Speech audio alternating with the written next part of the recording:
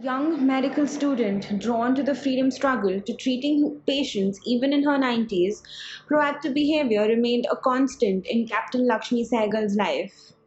Lakshmi was born to a Nair family in Malabar of Pattambi in Kerala to S. Swaminathan, a criminal lawyer at Madras High Court, and A.V. Ammukutti, a social worker and freedom activist, on the 24th of October 1914. Lakshmi was quite rebellious against conservative notions since her childhood. Her earliest strife was with her grandmother when she rebelled against the institution of caste in Kerala. Young Lakshmi had often heard her grandmother call the tribal people of the jungles and hills as those whose very shadows are polluting. However, one day, young Lakshmi held a tribal girl's hand and went forward to play with her. This was followed by quite a lot of anger exchanged between the grandmother and the granddaughter, but the latter won her fight. After finishing her high school in Madras, Lakshmi studied at the Queen Mary's College for a while before deciding to take up MBBS in 1938, following which she joined the Madras Medical College. Between this and receiving her diploma in gynecology and obstetrics was when Lakshmi and her family were drawn into the freedom struggle of the time.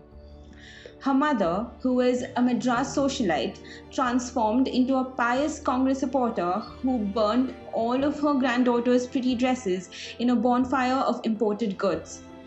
After finishing her studies, Lakshmi took a job as a doctor at the government Kasturba Gandhi Hospital in Chennai. In 1940, at the age of 26, Lakshmi decided to leave for Singapore after her marriage to a pilot called P.K.N. Rao ended. It was at Singapore where the course of her life took a different turn. There, she met a lot of members of Subhash Chandra Bose's Indian National Army. Singapore was surrendered to the Japanese in 1942 by the British. During this time, Lakshmi treated several prisoners of war who showed great interest in forming the Indian Independence Army. She also interacted with many Indian nationalists, including K.P. Keshava Menon, S.C. Guha, N. Raghavan, and others who had formed a council of action. However, the occupying Japanese forces showed no approval or commitment towards the Azad Hind Fauj or Indian National Army's desire to participate in the war. This is when Netaji arrived at Japan in 1943. Till then, Lakshmi had remained on the sidelines of the Indian National Army, but when she found out that Netaji was interested in drafting women into the army, she sought a meeting with him. After a 5-hour interview process, she came out with a mandate to set up a women's regiment in the INA, which was named as the Rani of Jhansi Regiment.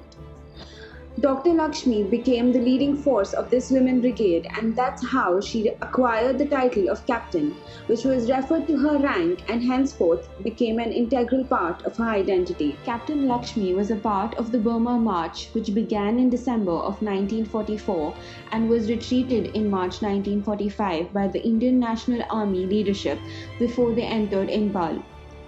In May 1945, Lakshmi was arrested by the British Army and was kept under house arrest in the Burmese jungles.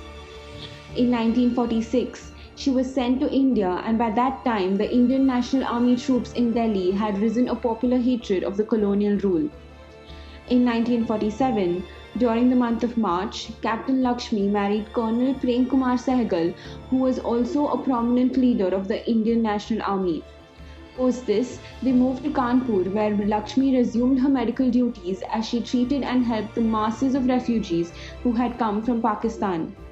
She earned the trust and gratitude of Hindus and Muslims alike. Captain Lakshmi's daughter, who was a member of the CPI Marxist, brought to her attention the appeal from Jyoti Basu for doctors and medical supplies for the Bangladeshi refugees in camps. Responding to the call, she reached Calcutta with clothes and supplies and worked in the border areas for 5 weeks. After returning from there, the doctor's political career began. In 1971, at the age of 57, Captain Lakshmi joined the Communist Party of India, Marxist, and was also the representative in the Rajya Sabha.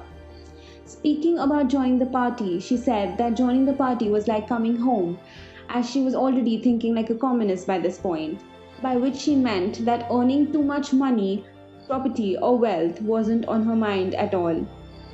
The All India Democratic Women's Association was formed in 1981 and Captain Lakshmi was one of the founding members. She initiated a lot of its activities and campaigns. After the Bhopal gas tragedy in December 1984, she led a medical team to help those affected, and sometime down the lane, she also wrote a report on the long term effects of gas on pregnant women. When the anti Sikh riots broke out in 1984 following the assassination of then Prime Minister Indira Gandhi, she was on the streets ensuring that no Sikhs or their establishments in the densely populated areas near her clinic were harmed. In 1989, Lakshmi was awarded the Padma Vibhushan by then President K.R. Narayan.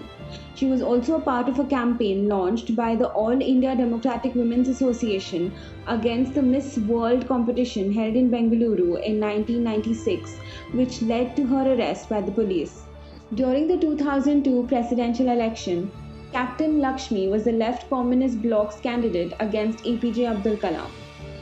Although she was sure of not winning the election, she made full use of the country-wide campaigns to publicly scrutinize political systems under which poverty and injustice grew, and irrational and divisive ideologies were being fed to people. When Captain Lakshmi passed away on 19th July 2012, she was survived by her daughters Subhashini Ali and Anisha Puri, her grandchildren, and her sister Mrinalini Sarabhai. Lakshmi was a kind doctor, a passionate freedom fighter, and a bold politician and advocate for the weak and unempowered. She will remain as an icon of feminism for generations to come. Captain Lakshmi had once said, "Freedom comes in three forms.